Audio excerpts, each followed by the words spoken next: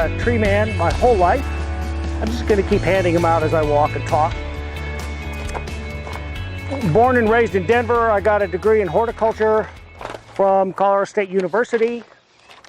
I then spent about 3 years in Cheyenne, Wyoming, pruning trees there.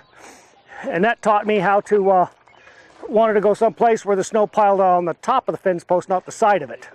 Because Cheyenne's pretty windy.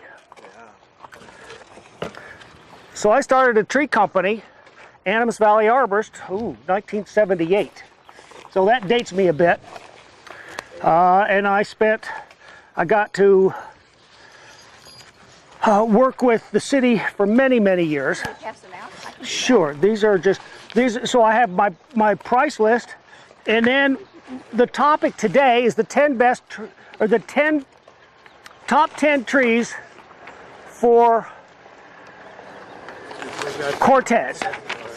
And that's certainly not all the trees. If you look at my list, there are so many wonderful trees that we can grow here. There's a huge plant list, and I'm growing all of them. So Cortez is you've got Dolores, you've got Rico, you've got, so we've got a wide range from edge of desert up to alpine. So some of these trees will work in certain locations and others not in others. Who still needs a list? Oh, thank you. But I'm going to concentrate my talk today on the top 10. Everybody likes top 10 lists. And some of these you're going to be familiar with. Others, maybe not so. But as we get more and more drought years, everybody good?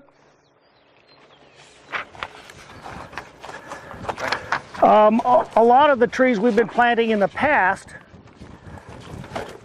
are going to suffer under drought. So a lot of these trees I've picked them for toughness and ability to live through a year or 2 or 3 of very low water use and not die on us. But we've planted a lot of green ash, we've planted a lot of silver maples, we certainly have a lot of willows and cottonwoods and aspens, and these trees really suffer when we have drought stress. They do not have mechanisms within them to shut down and quit using water. So they decline pretty quickly. So these other trees, and so I just wanted to start with the big trees first. The real big shade trees. And these are important. It takes a long time for them to get up to speed. But I think if you could plant only one tree in this area, it would be the bur oak. The bur oak. It is a tree of, there's some in Virginia that are absolutely 700 years old and massive. But when you're leaving the Mississippi and you're traveling west into Kansas, Nebraska, and you start getting these individual trees here and there on the plains, they're almost always bur oaks. They're fire retardant, they're drought tolerant, they'll live for 600-700 years. Not so much here, but we don't really know what their longevity is here because we haven't been planting them long enough to know. But there's some magnificent bur oaks in City Park that George Kelly planted years ago, and they're now, you can't reach your arms around them. So people say, oh, you can't grow oaks here. Well, you can't if you don't plant them. That's a really important thing. But they do grow, and once established, grow at a pretty decent rate. You can get 18 to 20 inches a year on a bur oak.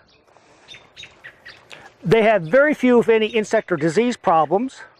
They require not as much pruning as some others. They don't have a great fall color, but they can they make up for it for a good stout tree that's very strong, very resistant to storm damage. Another tree that people don't really maybe know very much of is the Kentucky coffee tree. And the Kentucky coffee tree is in the legume family, so it's a member of the peas and beans and alfalfas. And it is a really tough tree. This tree they started using this in the shelter belt plantings back in the Dust Bowl days and the Depression. And it was the #1 successful tree in the shelter belt plantings back in Kansas, Nebraska, all the way into the plains of Colorado. So Kentucky coffee is named that because it produces a seed that's pretty big. It's the size of your thumb nail. And the settlers used to use it as a substitute for coffee.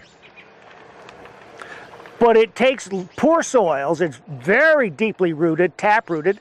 It is difficult to transplant, which is one reason you don't find it much in the trade.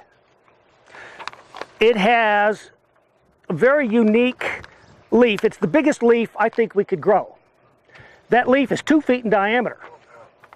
But it is a double pinnately compound leaf.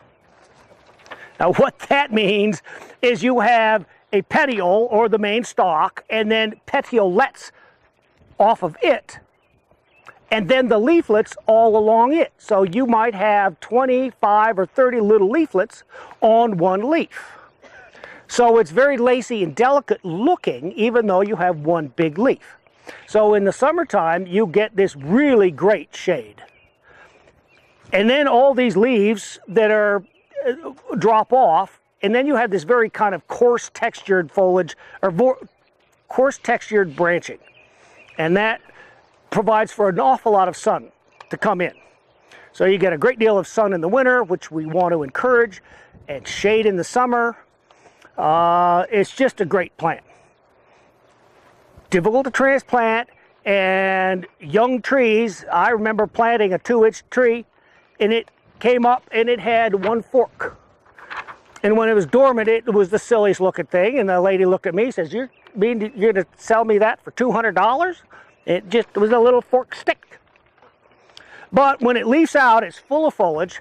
And that tree today it's probably almost 20 inches in diameter. Never had to spray it for any insects or diseases. It just grows and grows. It'll take your poor soils. It'll take drought. I've planted it in some of the most rocky ground and once well established in 3 or 4 years, quit watering it. Now, it kind of grows really slow when you never water it, but it can do really well with 3 or 4 waterings a year. So I really like the Kentucky coffee. There is a new improved variety called Espresso that is a male tree. So there are males and females on the Kentucky coffee. Some people don't want the pods and the seeds. So I like them. I think they're very interesting ornamental. They hang on the tree all winter long. It might not be good in a lawn setting, but the pods don't really do much of anything but give you a winter interest. So that's the Kentucky coffee. How are they in the fall? In the fall, it's a yellow fall color. Most of these trees are due a fall color. I've got a couple with some red fall colors, and I'll get to those in just a minute.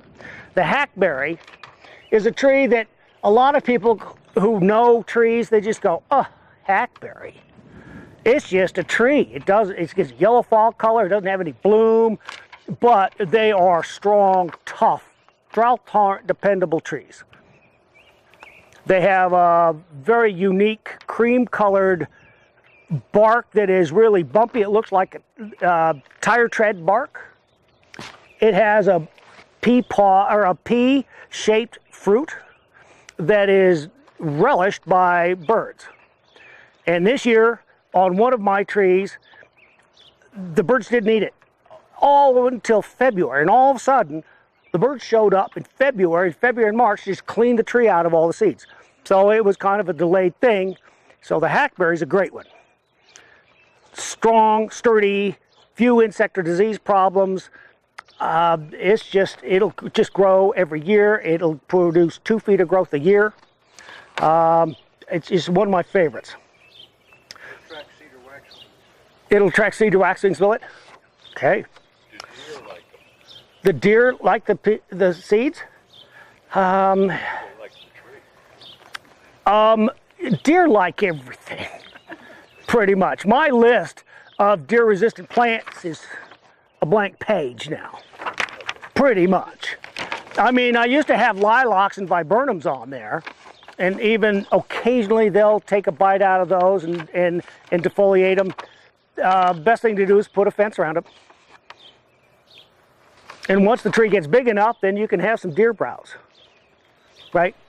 Are all these trees, you said earlier, the tree that if you watered it 3 or 4 times, you were talking about Kentucky, that 3 or 4 times it would do well. Is that pretty much true with all of these on this list? Most of them. Yeah, some are not quite super drought tolerant, but they're not water obligate. They're not riparian where they just can't go without water. I've got honey locust. Honey locust, a lot of people know, and it's been around a long time. There's some nice ones downtown Cortez. I continue to keep this near the top of my list of desirable trees. It is tough, it takes poor soils, it's an urban tree, it does rural as well. The straight species, if you don't get an improved variety, the straight species produces a pod, and we should be planting plenty of honey locusts. We used to not plant it very much because it had been overplanted after Dutch elm disease. But people are getting so that we're planting more diversity, having a wider group of trees to pick from, so honey locust should be there. It's a tough, dependable plant. And a lot of people know catalpa, or if you don't, you should. It's a great tree. It does have a great big heart-shaped leaf. It has a gorgeous summer bloom of orchid-like clusters of bloom. It has a long pea pod-shaped seed pod. And some of the foresters used to say that you could, back in the plains where there were no trees, they really recommended the catalpa because they would say you could grow more good fence posts in a shorter period of time with catalpa than any other tree. And it loves the heat. Biggest one I know of is down in Aztec, New Mexico, and it got struck by lightning, and we were 80 feet in the tree putting in lightning protection. So that was a big tree. It had a trunk combined like this nice willow here. So catalpa is a great one and very tough. English oak is, I put 3 oaks on here because the oaks are really great dependable trees. And the English oak is the tree of Sherwood Forest, and they'll grow about as fast as any oak. I can get in my nursery under really good conditions, good 3 feet a year with them. So it's got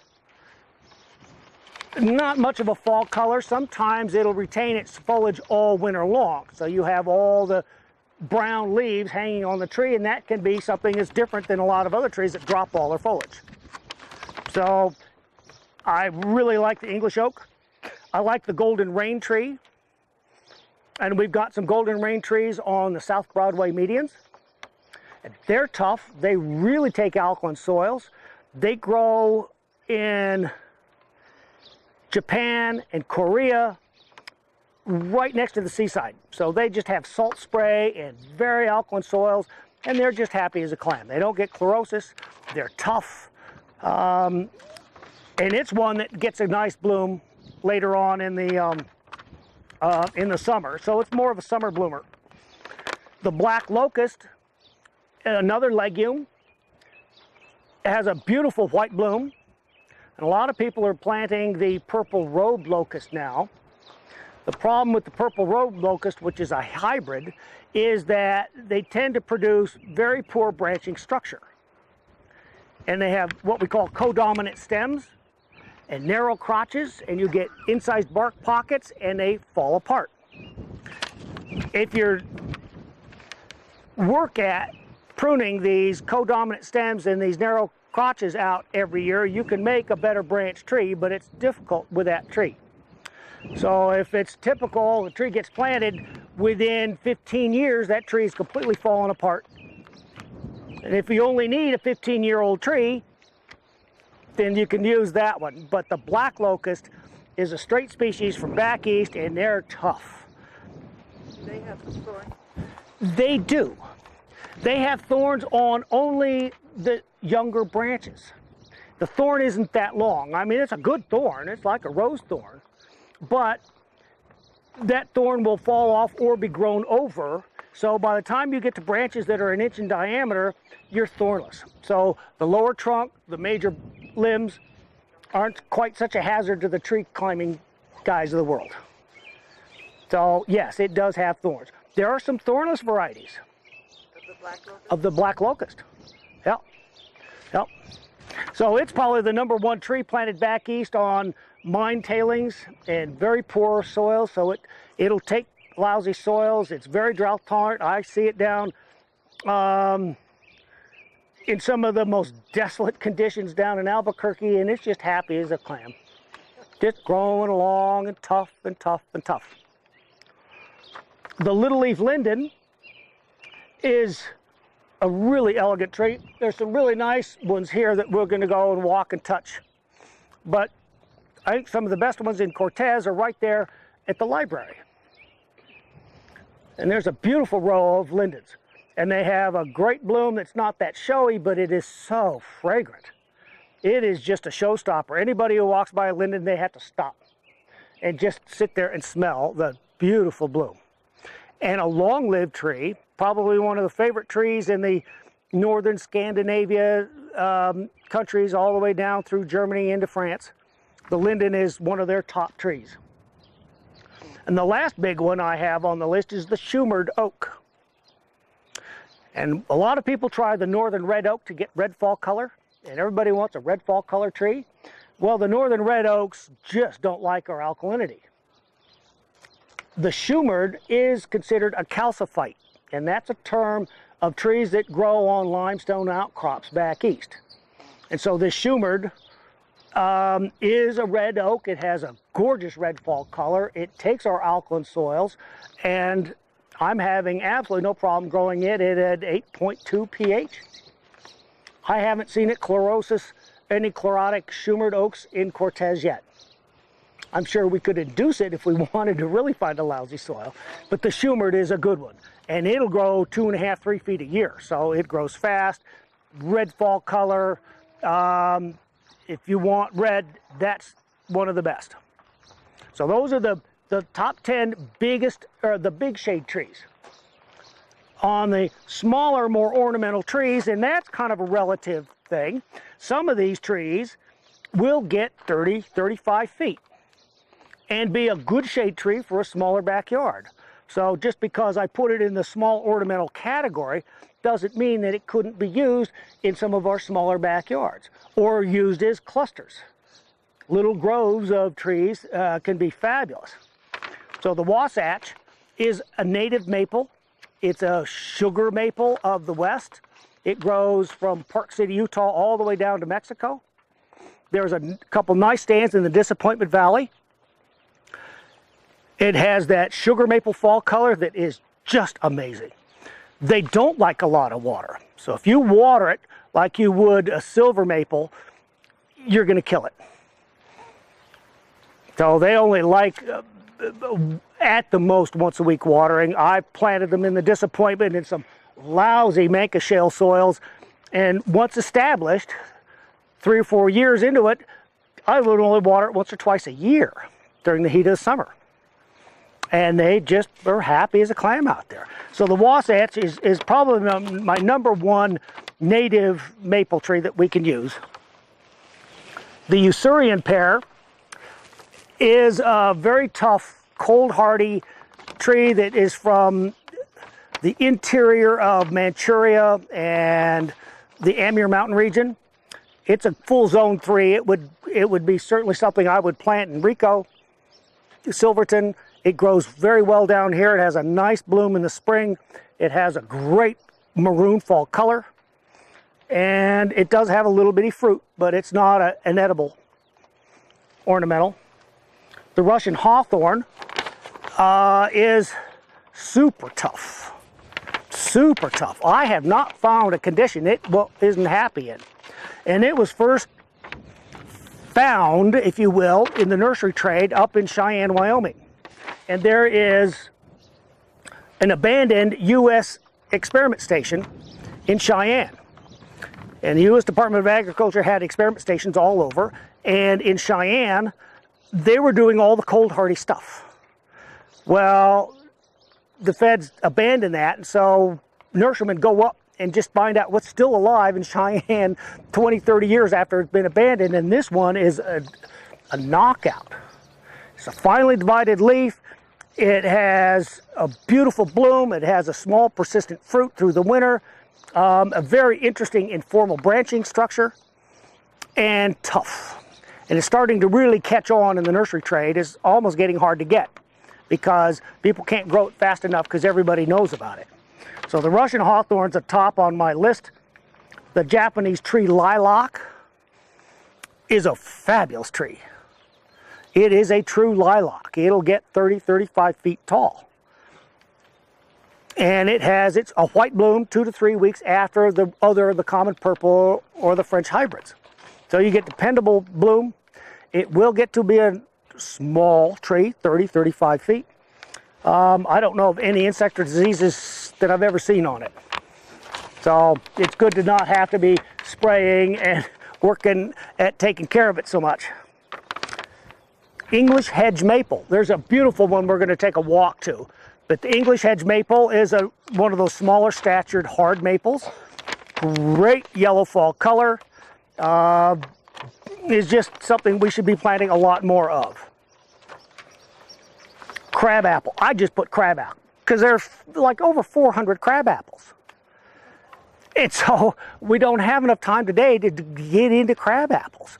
But they are very dependable, easy to transplant, easy to maintain. And CSU has got some good trials on which crab apples are best for us that are resistant to fire blight or apple scab or some of the diseases. And that changes from region to region. A tree that's resistant to fire blight here will make me, back in Iowa, susceptible. So our climate is unique. And so going to CSU and learning about the crab apples and their field trials and what's working really well for us is well worth your time to get good crab apples. The Winter King hawthorn is another hawthorn, and that is a fabulous plant. It has an exfoliating bark, a white bloom in the spring, it's got a fall color, and it's got clusters of little bitty orange fruits that hang on all winter. It's such density, it's just something. So the Winter King is definitely near the top of my list of good ornamentals. It'll get only 20, 25 feet. It's not a super fast grower, but it is a showstopper. In the winter, with all these small seeds on them, it's just something. The hop hornbeam, people don't know much of. And the hop hornbeam is an eastern United States understory shade tree. It gets small, 30, 35 feet, but it lives in that secondary canopy. And there are places where we have larger canopies and it can be planted and it will thrive in shady conditions, but it also grows well in full sun.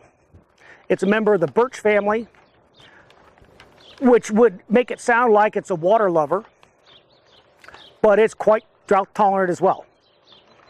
So it's a beautiful one. People don't know much of, but we should plant it. And then there's the Gamble oak. And everybody knows, oh, scrub oak, it's a bush. Well, Gamble oak can grow into quite a nice small tree of its own right, especially if you take care of it. And there are a lot of people who are starting to develop more tree-form Gamble oaks. And it can have good fall color. Of course, it's happy as a clam here. It'll grow here without anything. Once you get it established, it'll take everything, any soils, any weather that comes our way. So I've put the Gamble oak on our list of top 10 good trees we should be planting a lot of. Last on the list is the Ohio buckeye. And that tree grows, I've got it on top of Hesper's Hill, and it just leaves out every year. It has a palmate leaf, beautiful creamy bloom, and it's just as dependable as it can be. Again, insect and diseases I've never seen. There is a little leaf scorch on some. In some locations, the hotter, drier, more desert conditions, you'll get a leaf scorch. But I haven't seen that recently. So the Ohio buckeye is there, and then so I put some trees to avoid. But it depends on the location. Location is everything. The Siberian elm I put there because in an established landscape, it can be pretty problematic. But if you're down in Mexican Hat, Utah, it's your best tree. It grows, it doesn't require a lot of care. If you prune them and take good care of them, they can make magnificent shade trees. So the next time anybody's driving down to Santa Fe and you go past the, what's that, George O'Keefe's ranch with the Ghost Ranch, pull in there. There are a couple of Siberian elms there that'll blow you away. They are magnificent. Huge, gorgeous crowns. There's no breakup, no storm damage. Just gorgeous. I mean, anybody would love to live under these trees. Are so beautiful. So, in most locations, that's not they can have a lot of insect and disease problems. They can be brittle. They can produce a lot of seed. So it would not be normally on the top of my list, but in the right situation, it would be the tree to grow. I put aspen on there. If you're in Dolores or up at Dunton or Enrico, that's a great tree for you. Down in the desert, and I shouldn't call Cortez the desert, but it can get so hot for a mountain plant that they just struggle. And then they get borers, and then they get this bug, and they get that disease, and then pretty soon you're throwing chemicals at it. And so the aspen is an appropriate plant in the right location. But I put it on there for a general kind of Cortez landscape. The purple robe, the Russian olive, yeah, that's on the state weed list. And so not only should you not plant it and grow it, you should cut it down. And there is help with that. The county's got a weed plan, and they've got some people that will help you cut down your trees and take care of the stump. So there's help with that. The purple robe locust, again, I had talked about the weak branching, and it's such a problematic tree that would be one I would avoid. Something about the color purple gets people to buy perfectly worthless plant material. And I stand by that in so many cases. It is beautiful. And if you work at them, you can grow the plant. So, globe willows get a disease called bacterial wetwood or slime flux. And usually they don't live more than 3 or 4 years. I have seen exceptions. But they take a lot of water, they have a lot of insects, they are not drought tolerant. You get 2 or 3 years of successive drought and you don't water that tree and it will be dead.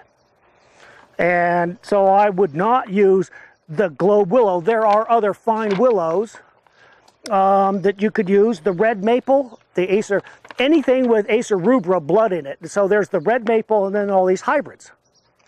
And some of these hybrid red maples, it's a hybrid between silver and red.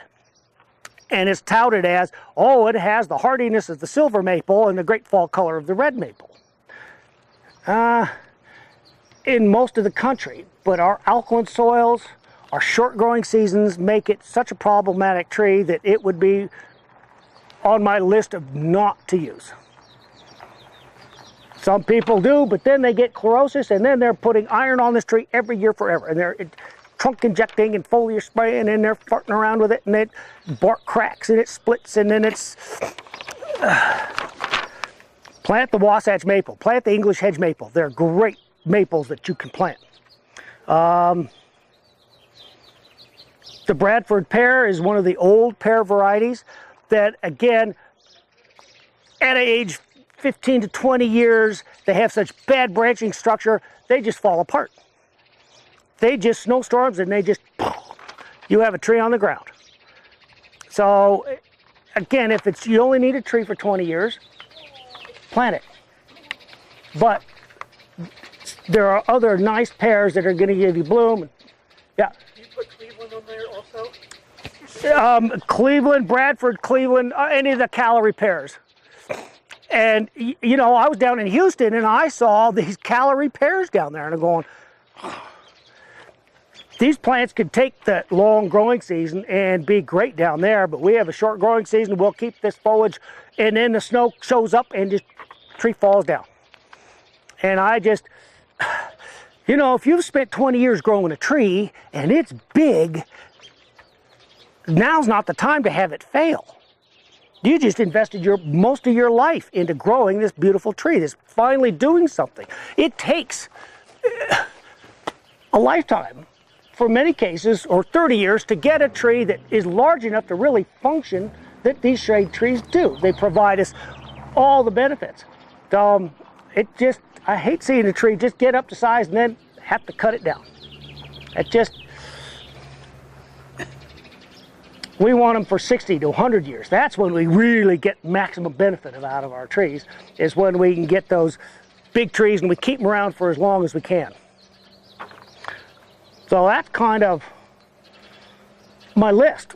I think it's a lot of fun to go and talk trees and touch them and hold on to them. And so if everybody would like, we'll take a little walk and then I can entertain questions. I would love to answer specific questions that are really beneficial, because people go, I have a such and such in my yard, and if you get one thing out of this, listening to me go on and on, it's an answer to a question you've got.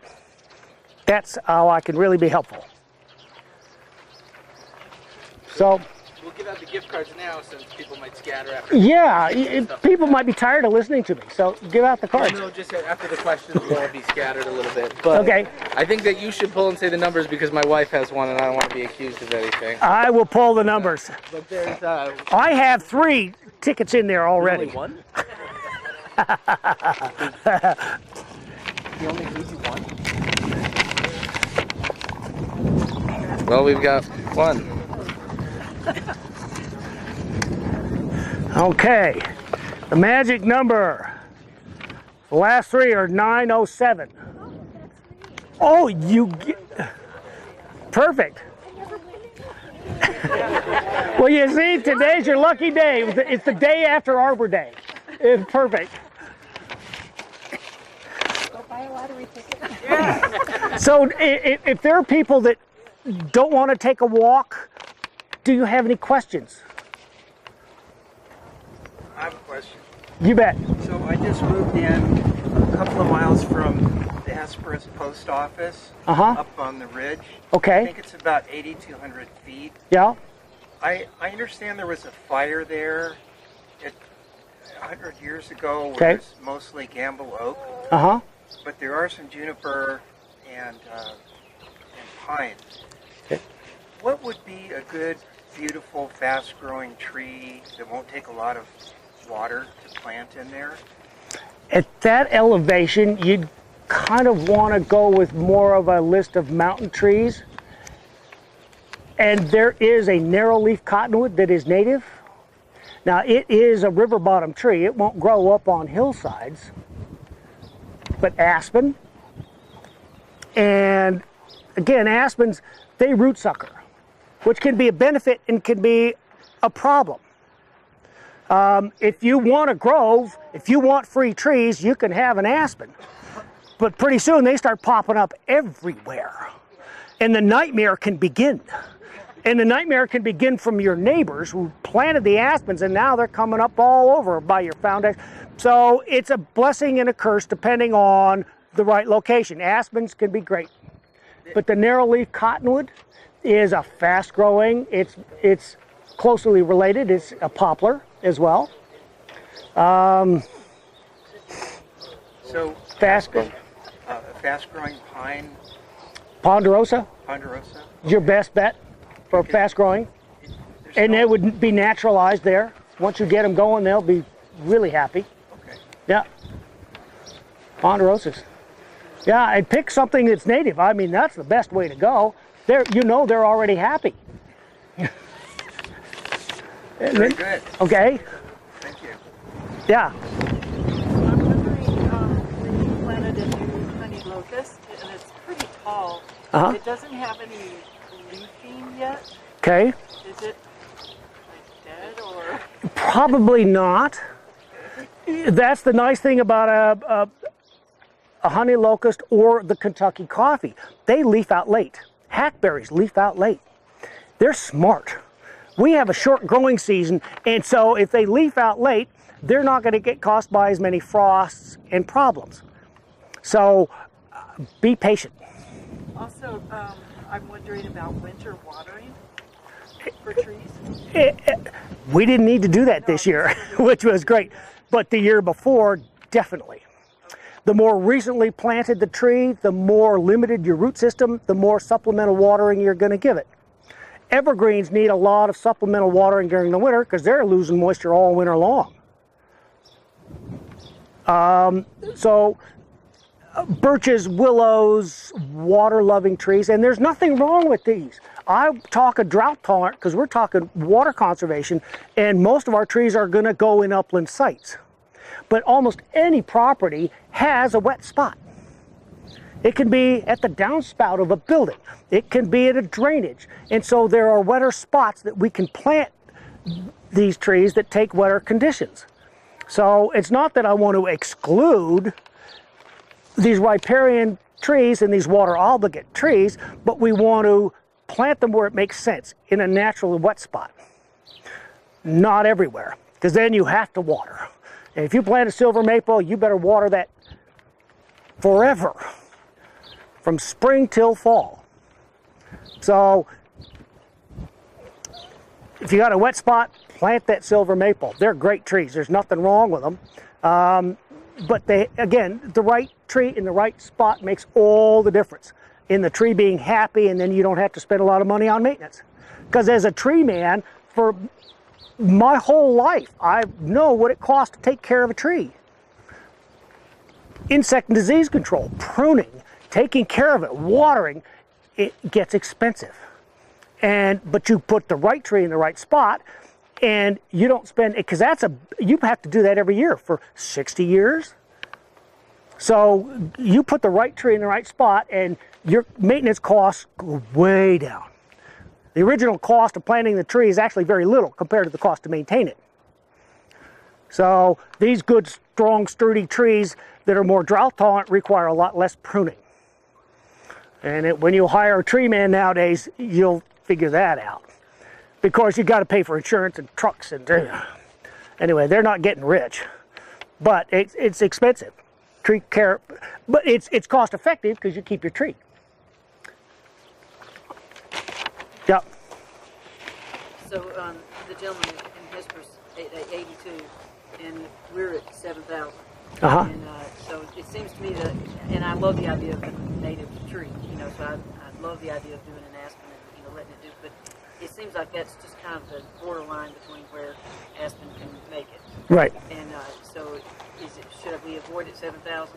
Avoid the aspen? Look closely at your whole property. Is it shady north side, back side of a building? That's going to be a colder, wetter site that an aspen's going to be happier at that elevation. The sunny south side, probably not going to be happy. So there you could go jump to the Gamble Oak. Okay.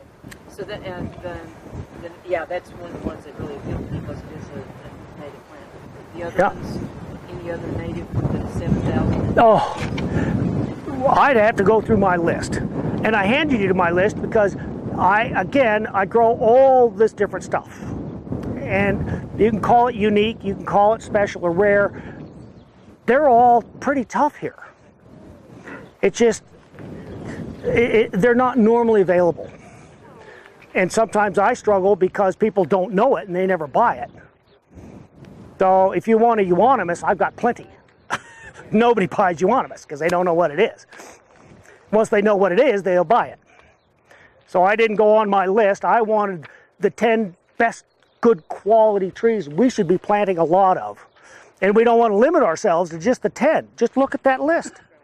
Okay, thank you. Yeah. I have a black walnut tree in the backyard. Beautiful. Great. Well, but it's near trees that I've read that it will kill. Like I have a white birch, lilac, Nanking cherry, a desert leaf. I mean, how far will its roots go? Because it'll kill my other trees. The leaf foliage, the root system, all parts of the walnut produces a chemical called juglone. And juglone can be allelopathic. It can harm other plants. Some are more resistant, some are more susceptible. If your plants are there and they're growing, then I wouldn't worry about it. But it's like the Nanking cherry, part of one side of it kind of died off. Now, that's kind of normal, but how do I know if it's being affected by that black walnut? You just don't know? You just don't know. You know, you could move the plants. A Nanking cherry, some of these smaller plants, if they're not happy there, you can either pick it up or move it, or just put a new one in a new location. There are plants that do exist with black walnut. There's the fescue grasses that the black walnuts don't like at all. Black walnuts get really stunted with fescue grasses around them. But the walnut's a pretty rare tree. And So it's an okay tree to have? I think they're great. It had nuts. I would not maybe put it by my back door, because when the nuts fall down all winter, you've got little bowling balls or little marbles, big marbles all over the place. So you go out at night to get some firewood, and so that might not be the best place. And the husks can be a little staining. So again, if it's a little more messy, you would want to put it in a place where you can handle the mess. And if you don't, then you put up with the mess. Are there any on the list you wouldn't plant at 7,000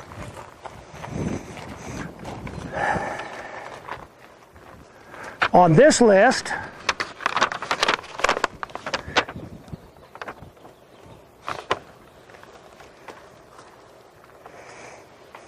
I'd plant them all at 7,000 feet. You bet. Now on the master list, yeah, there's some desert things that aren't going to be happy up there. There's some of our native shrub live oaks that might struggle up there. But anything that grows at high elevations, I've got Engelmann spruce, and there's our native shrub maple, the smooth maple, Acer glabra, that grows higher elevations. They're fabulous plants. And I'm going to actually quit growing them because it's getting so hot down in McElmo. They're just struggling. So the mountain ashes, some of those high elevation shrubs, I'm going to have to quit. But they would be great for you. Okay, questions? Let's go for a walk. How are the little mountain mahoganies here? They're great. They're wonderful. There's the curl leaf that keeps its foliage all winter. It's a broadleaf evergreen. And that one will grow 18, 20 feet. And then there's the microphyllus, the little leaf one, that only grows 4 or 5 feet, and that's native to Canyonlands. That's real tough. Yeah. Yeah. Unfortunately, I wish I had gotten in on. You want to take, usually I'll get the tree planted and I will cut enough of the wire off so that it's not on the top or the sides of the root ball. The important thing are the large buttress support roots that grow, and it usually takes a tree till about this size before they start producing those buttress roots, and those will keep the tree from tipping over. So we don't want to restrict those. The bottom of the root ball, really, we don't have roots that are going to be supportive that way. So you don't want to have the root ball fall apart. So we plant that and we cut the top of the burlap off, and you can leave the sides and then use regular backfill. What about When your shovel is sharp. Now, what that means, you know how to plant, and it's planting them correctly. Using a good wood chip mulch on the surface, not in the soil. People over-amend their soils and they change them too dramatically. And then you get differences in water movement in your soil. So you want to have all your soils have the same kind of percolation rate and water movement. So we don't have some dry soils and some super wet soils. So using the native soil back in, mulches on the surface 3 to 5 inches from the trunk out. That's how to plant a tree. What about staking in case when the leaves come out and there's high winds? If you have high winds, if you have, say, too small of a root ball or something wobbly, an evergreen, then staking. But you don't need to stake them within an inch of their life. Okay. Trees can be overstaked. And the trees rely on the staking and don't, some wind, some movement, and the trees get a stress at some point and they strengthen that stress point. Okay. They'll actually put more lignin in the cell wall, making a thicker cell wall. If the tree doesn't have to, it won't. So some stresses are good. Okay. Violent move, yeah, you don't want it to uproot Yeah. and get crooked. And so you stake it for a year. Got it.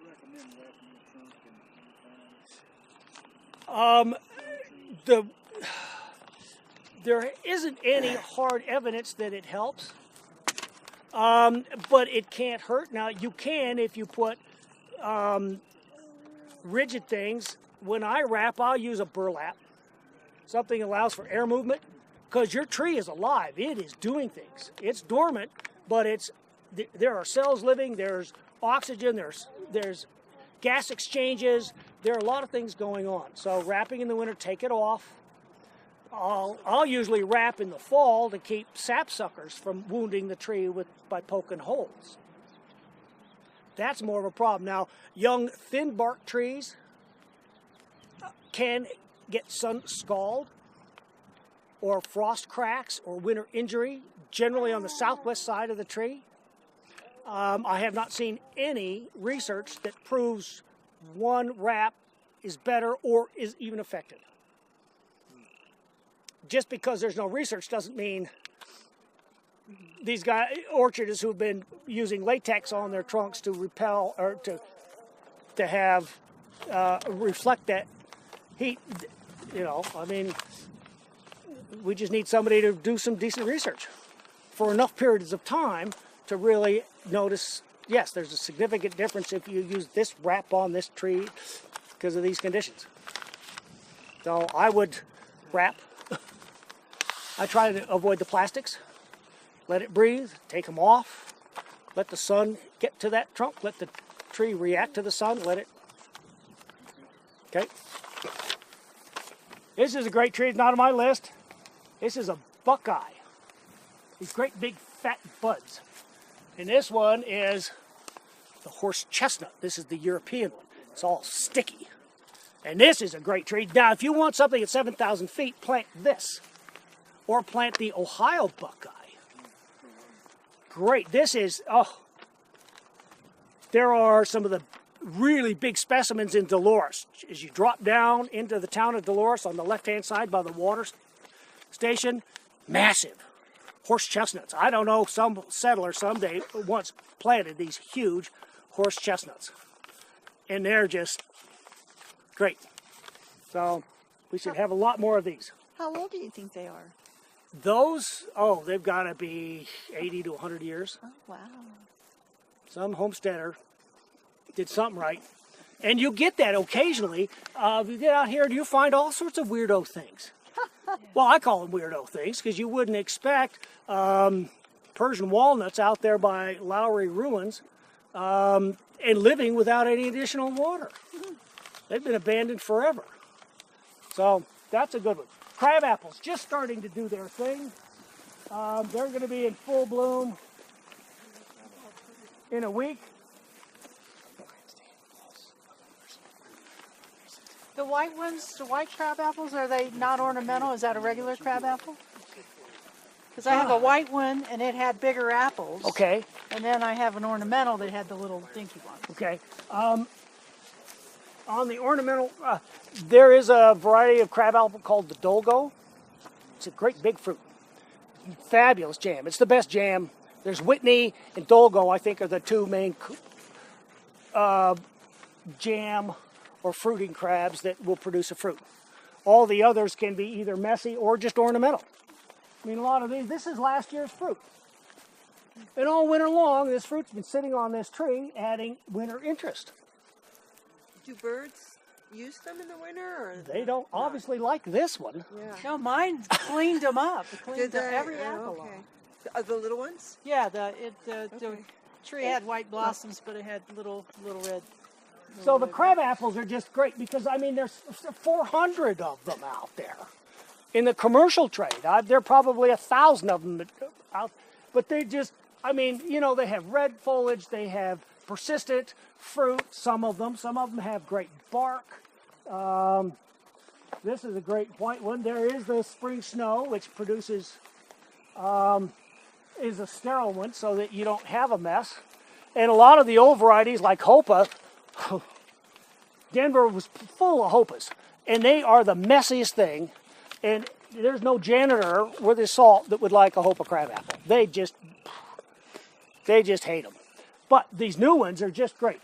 This is a nice columnar one. Oh, but is that even a crab? Oh, it is. What is it? So this is the Clem's Bechtel crab. Oh, this is a double pink that is fragrant. Another showstopper. Beautiful tree. Oh, yeah. Tall and skinny. What were the Tall and ones skinny. that make jam? What did you say? Go-Go. And Whitney, I think. Here's another double pink. This is probably Brandywine, isn't it? I think so. Now, another double pink. So you could just, and the thing is, all these different trees can bloom at different times. So yeah, this crab apple's doing its thing right now and it'll look good for a week to 10 days. But if you do enough different ones, you can have 6-8 weeks worth of good bloom in your property. I like the bark on this one. Oh, the bark is neat, yeah. Very susceptible to fire blight.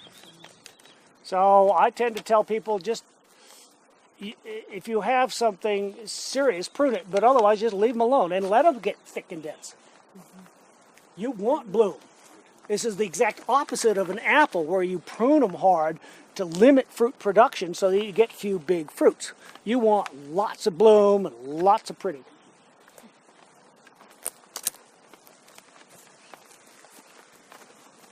Oh, in about a week this is going to be just going off. And these are all pairs of different kinds. There's bees in there. With bees. And the bees will leave you alone. They're not interested. Well, they're never interested in me. they want the bloom. So we talk about those bad crotches and bad branches. Here's a bad one. They're not attached. This is a codominant stem you were talking about.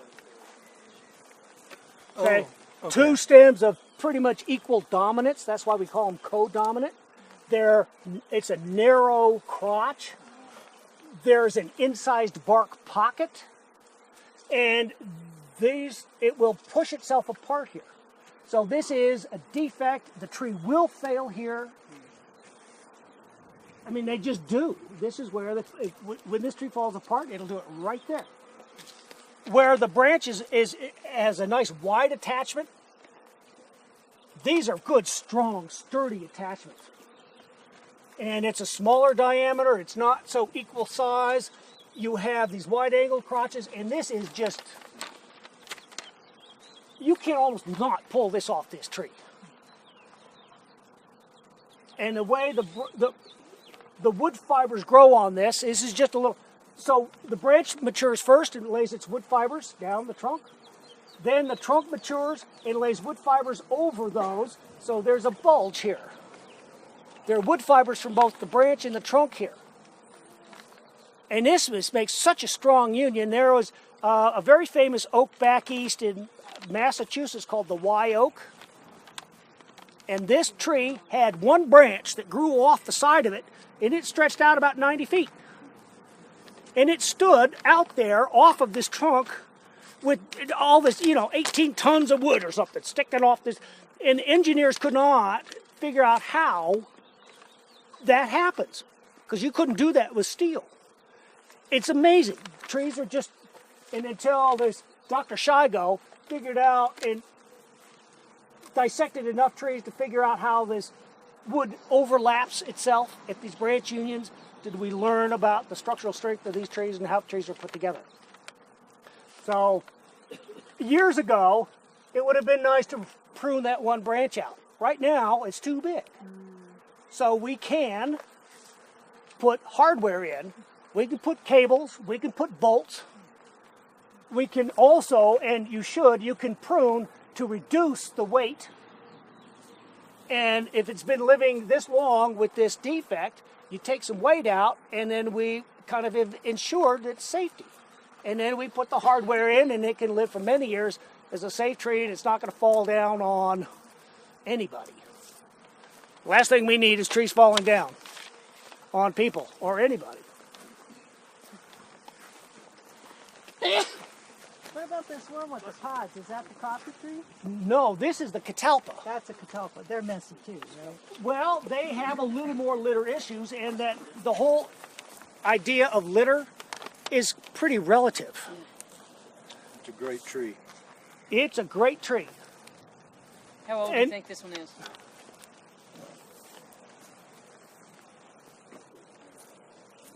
$18, 20. And it leaves out late as well? It leaves out late. It's a smart tree. Yeah.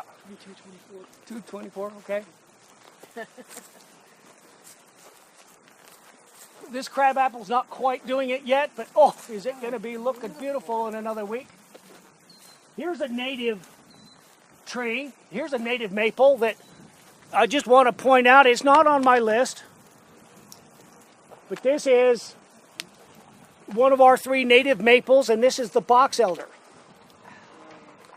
And there are a lot of different common names for it. There's the ash leaf maple because the leaf looks like an ash leaf. It's also known as the Saskatoon maple or the Manitoba maple because it's very tough. It grows higher, way up in Canada.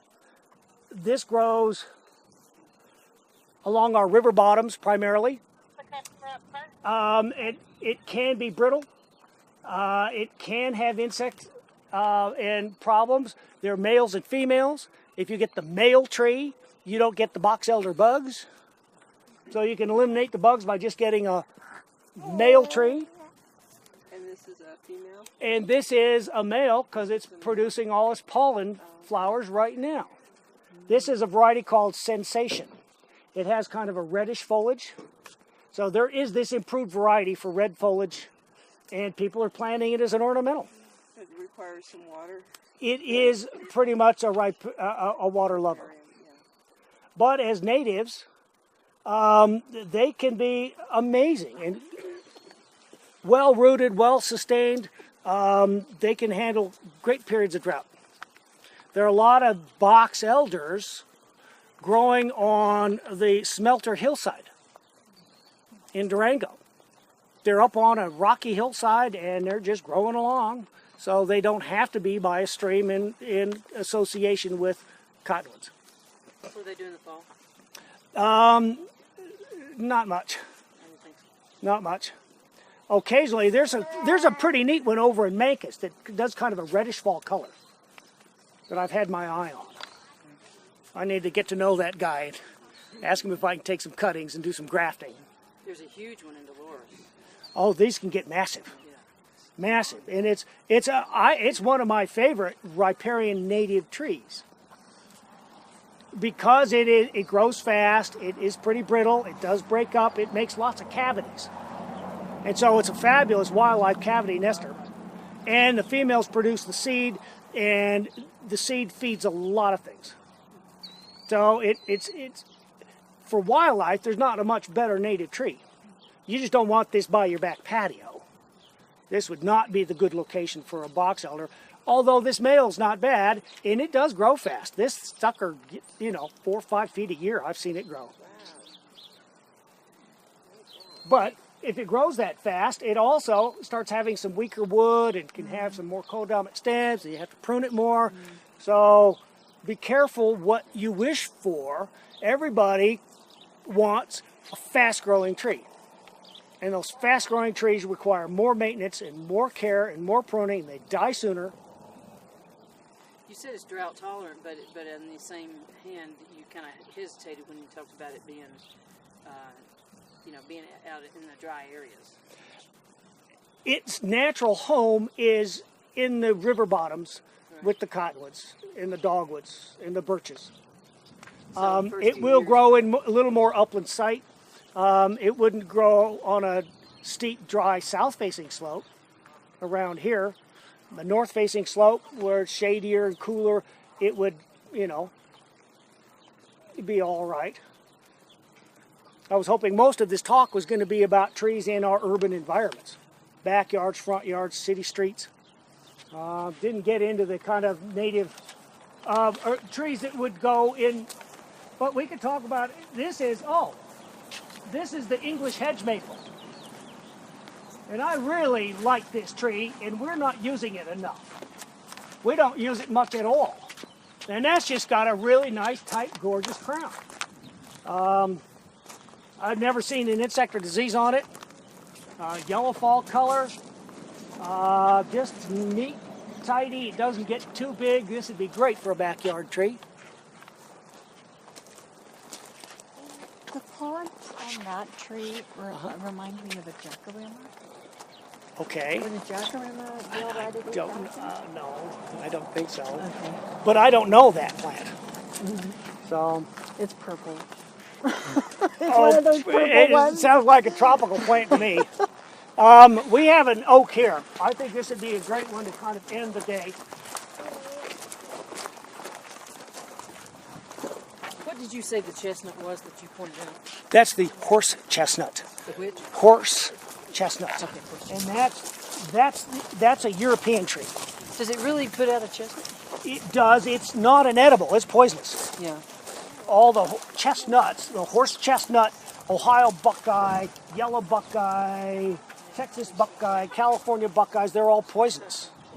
The Oriental. This is Japanese. not the edible chestnut. Right. The Japanese one, are those There's poisonous? Chinese chestnut, Chinese. and they're edible. Okay. So this is a red oak. I'm not sure which one, but that's a really nice, clean, gorgeous tree. Look at those beautiful branch unions. Look at these bulges. Oh, this is just beautiful from a tree guy's point of view. Oh. Boy, I'll tell you, you could put the Queen's finest china under this tree and know it'll never be broken. Or your children, you can have them sleep under this tree knowing this tree is strong and sturdy. So this is a red oak and it's growing pretty fast. And once they get there, they're just every year you get a beautiful red fall color, you get that oak leaf. How does it differ from the other 3 oaks that you mentioned? This would be much like the Schumert. Okay. And they're all fast growing, the oaks are? Well, that's, again, a relative term. The red oaks, like this one, this is probably northern red. I could be wrong. Or the Schumert, they're going to grow 2.5, 3 feet a year. The white oaks, bur oak, English oak, are going to grow 1.5 foot Right. to 2. Does this red oak produce acorns? Or Yes, all it oaks does? do. All oaks do. All oaks produce acorns. The red oak takes 2 years to mature its acorn. The white oaks, like our gambles, or the bur, produce its acorn in 1 year. Would this get any bugs, the red oak? There are insects of oaks. There are some leaf hoppers and leaf loopers and leaf eating caterpillars. They can get aphids. I don't see that very often. There is a wood boring insect that attacks the oaks only during transplant when the trees are stressed. So I treat my oaks that I transplant to stop these borers from getting in. Okay. And once established, They're good. we just don't see the problem. Okay, good. Can you go through, before it's over, go through again, just real generic planting techniques? How to plant, you bet. Thank you. So, I missed the first of it. So oh, okay. So how to plant a tree. Planting deep is about the best way to really make a tree suffer. and not do well. Planting too deep and overwatering are the two things you don't want to do. So plant at grade. Don't plant the crown of the plant or the root ball no deeper than the depth. So if you get a root ball and it's 18 inches, only dig an 18-inch deep hole. But dig a wide hole. You know, if you buy a $10 tree, dig a $100 hole. That wide. What do you mean? Wide, and so that you're going to generally get about a foot of root growth a year. So the roots are going to grow really well in a light, friable soil that's not compacted. So to get that tree off to a good start, you don't have to plant deep, because then many times it'll settle and those roots will be too deep. So the roots like to be at the depth of soil they want to be at. If you plant it too deep, thinking you're going to have deep roots, that doesn't work. Actually, the roots will grow back up to the level that they want to be at. But your roots are going to be in soils that are oxygen deprived, and they're going to suffer and not be able to work. So plant at grade. The heavier the soil, the higher. Fort Collins and some of that Front Range communities, they have these heavy bentonitic soils. And so if it's a tree that just can't stand heavy low oxygen soils, like a ponderosa. The best way to plant a ponderosa up there is you take the tree and you put it on top of the ground and you buy soil and you mound it away. And those roots are going to get all the oxygen they need, and once they get established, they'll be able to get into what depth they want to get into, and off they go. So again, by wide, are you talking twice the ball? Twice the size of the root ball, you bet. Okay. At least? So At least. More is better? Okay. You know, so new good construction specifications on a construction site is you go and you don't just dig the hole. You deal with the whole site. So after construction, you've had all the equipment driving and all the soils are compaction, and it's all the soils are just... Actually get a backhoe in there to physically decompact the soil. Dig all the soil up. You can use the forks, and you do it, and you prepare the whole site. If you don't have enough topsoil, go buy more topsoil. That's the foundation. And once you've decompacted the site, then you can go ahead and plant almost anywhere. But if you dig in a compacted soil and you loosen all this up, you put this good backfill in, well, those roots are sitting in a pot, basically. And so the water can actually sit in there and you can have poor drainage. So the harder it is to dig, the bigger the hole. But dig enough so that you have a good soil to put back in and use the native soil. And you can use some amendments. But people will go, a little amendment's good, a lot's really good. Yeah. So they throw so much, and then you've got a root ball surrounded by peat moss, by a clay soil, and the water just doesn't do anything. Yeah. And so the roots are going, I can't grow because there's... So if the soil's not terrible, just let it be the back. Put the organics on the surface, mimicking forest soil. Trees have lived in a high organic, a layer of organics on the surface. That's how they grow. And you don't fertilize them a lot. Is there a best time to prune? Generally, dormant season pruning invigorates the tree. Midsummer pruning dwarfs the tree or slows down the tree because you're taking foliage away that would make energy. A lot of orchards are now doing midsummer pruning because they want to slow their trees down. They don't want 2 feet of growth. They want 8 to 10 inches. So you can prune midsummer. Now, the one time I really don't like to prune is like right now as the trees are leafing out. And that's a function of energy in the plant. Right now, the trees are taking all this energy they've had and they're putting out new foliage. So their energy levels are dropping as they put out leaves. And at full leaf out, your energy level in the plant is as low as it's going to get. And that's the time not to hit the tree. Because when you prune, the tree has to expend energy to deal with the wound. So we don't want to force the tree to do something it doesn't want to do. But once it's leafed out and you get into midsummer and you've got lots of energy left in that plant, you could prune. And it depends. I mean, if you're cutting up, you can always cut dead, diseased, and dying out at any time. The structural pruning you can do in the summer. We do a lot of summer pruning. It's more important to maybe prune no more than 25% at any one time.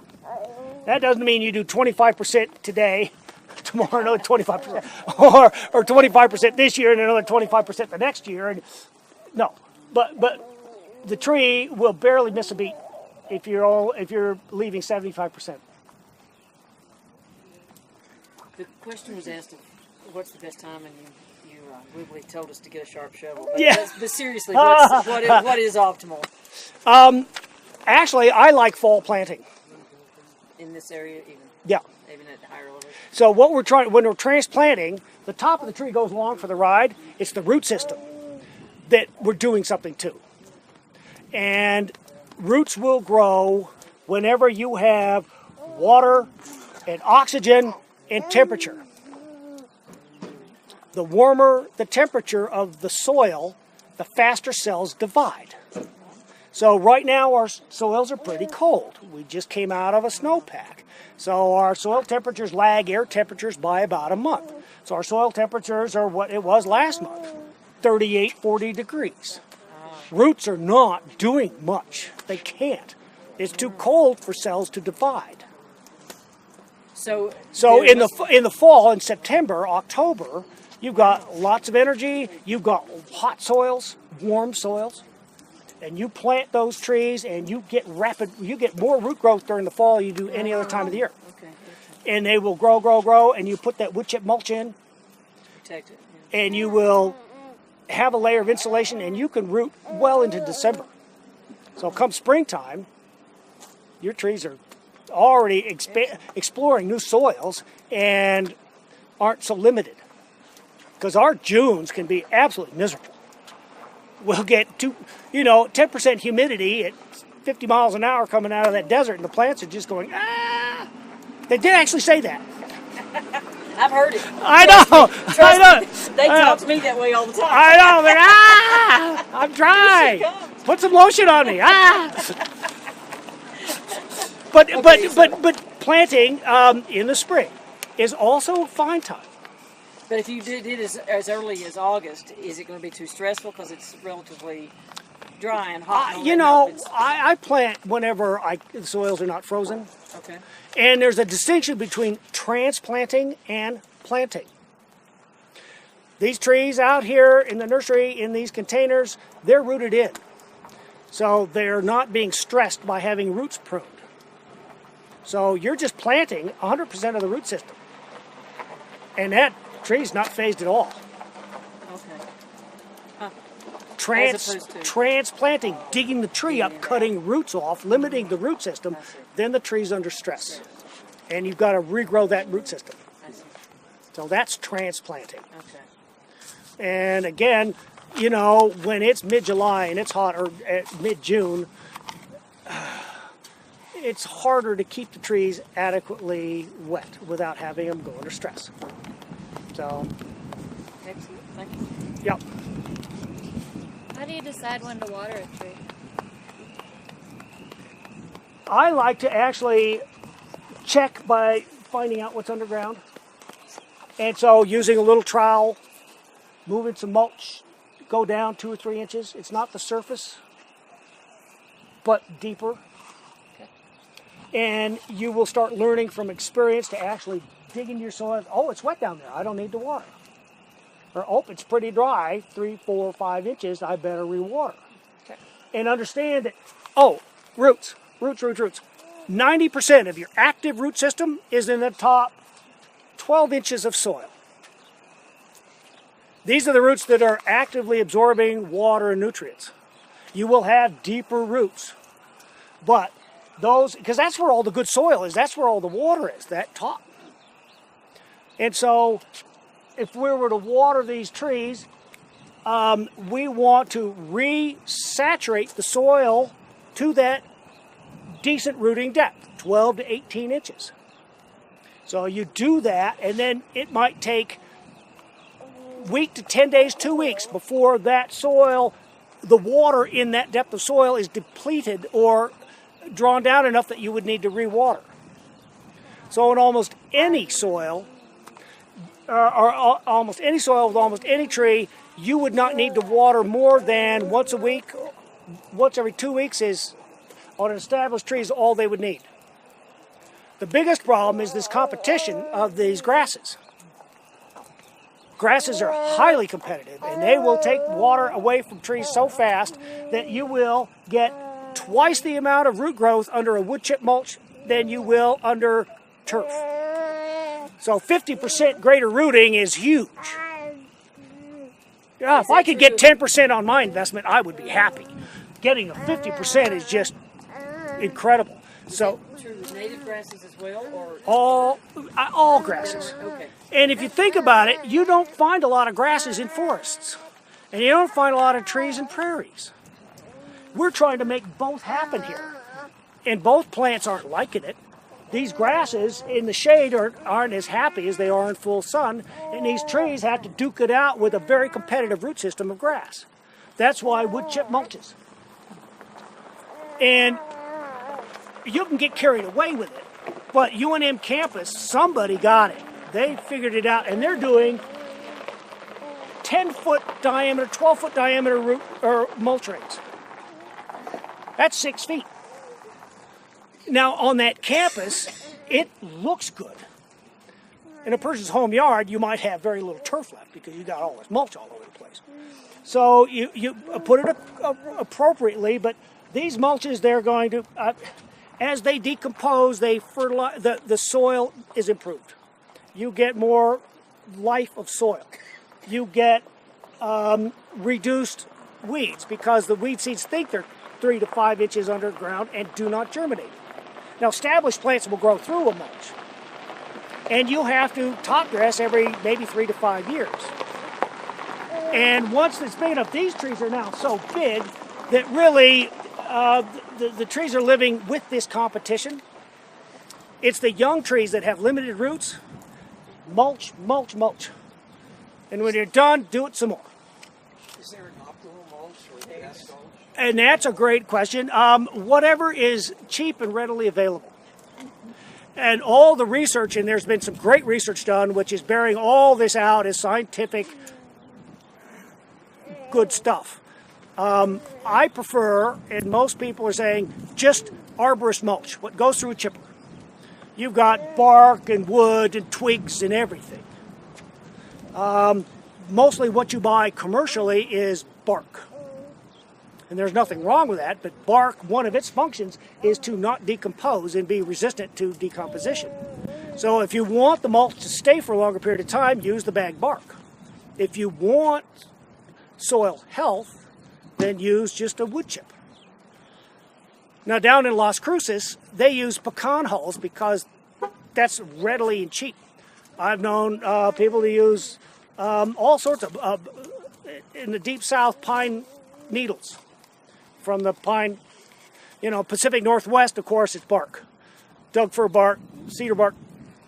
And you can buy it in any organic matter, sawdust, fresh sawdust. You can use, you want to maybe only put an inch of that down, and you do not incorporate into the soil. You put it on the surface, and you won't create a nutrient issue. What about kitchen compost? I would compost it down to something not quite so active.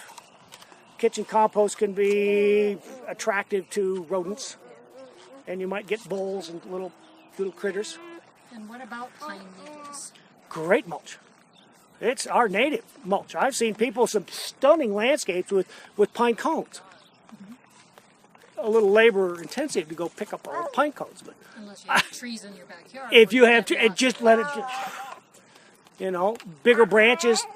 Maybe you want to chip those up or break them up, but whatever is a good, readily available organic matter. You bet. Leaves? Leaves. That's the tree's native, natural thing. And they just keep, every year you put more leaves and you put more sticks and you put more leaves, and pretty soon the rate of decomposition equals the rate of deposition. And so you get that stable state of organics and the recycling of all the nutrients. And the trees are just at a constant soil temperatures and moisture levels, and they love that consistency. You talked about the watering once a week, probably max, once every 2 weeks. But the timing on the watering, I mean, I've always heard, let it really be a slow drip and develop the deep root, but it sounds like you're talking about something different. Well, root systems, a tree's root system, this is a wives' tale that does not end at the drip line. Everybody thinks, oh, this is where the roots are, at the drip line. Okay? The roots go as far out as the tree is tall. And that's a kind of a national average. I bet you could find some of these native pinions and junipers that have root systems that go, it's 10 feet high and they got a 100-foot root system out there. But so that's an average soil, an average tree. As far out as the tree is tall. A spruce, a native spruce, you really won't have any active fibrous roots within that drip line. It's too dry. So their root systems, if you're going to water or fertilize or do something, you start at the canopy, the drip line, and go out on something like a spruce, even these. Now, if I were to do some fertilization or some treatment to this tree, I would concentrate what I do at the edge of the drip line, because I know I've got roots here from this tree that are going to pick up a nutrient if I need to do an iron application. If I want to improve these soils because they're alkaline, I would work soils in this area, aerating or changing the soils. You're going to be less effective, if you go 50 feet out that way. So the timing on the watering then? Well, and again, think of you have this reservoir of water in this soil profile. And so you want to resaturate that. And whether it's drip system or sprinklers, you run them for appropriate period of time to get your water down 18 inches to 2 feet. But you're running it out of the Yeah, canopy. right. You're not running it. No. Now, there are going to be roots here, and there are probably roots from that tree and that tree and that tree here. So I'm standing on a bunch of different roots. Is this another linden? No, this is that red oak. Oh, you said that. Yeah. Now, could you revisit the linden? Yeah. You might have me sold on one. Oh, well, let's see. All right, let's take a walk back. There is a little leaf linden. That's the basswood, the American linden. But in appearance, it's similar. Right. So this has just a little bit of difference.